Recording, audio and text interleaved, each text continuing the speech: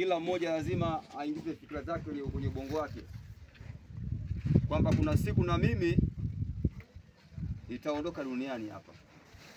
Sasa maswali tujiulize kwamba kama utaondoka leo hii katika mazingira haya, umeandaa kitu gani ambacho kitakuwa ni msaada kaburini? Tunapolala na maisha, tunaanza maisha, mashamba na vilimo na kadhalika. Lakini huyo ambaye katuumba sisi na akaweka jua liko juu muda linawaka, tumeandaa mazingira gani ambayo kuna siku tutaondoka kule kaburini? Tumeandaa mazingira gani juu yake? Leo mwenzetu anaondoka duniani, si ndio hivyo tunakwenda kumzika. Alikuwa majukumu yake mengi, alikuwa na familia, alikuwa na shughuli zake nyingi, lakini leo hii shughuli zake zote zimebaki hapa duniani.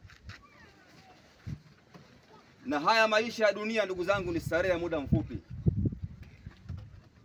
Maisha haya yanahitaji maandalizi. Maandalizi ni kwanza kuswali.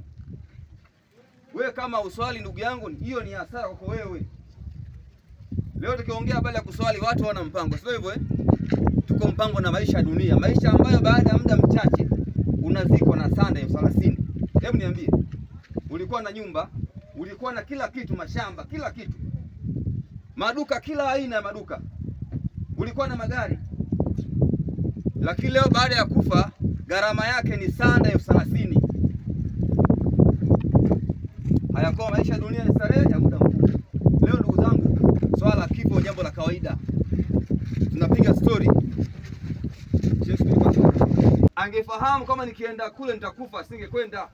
Lakini Allah alimkadiria kwamba wewe kifo chako sababu yake ni 1, 2, 3.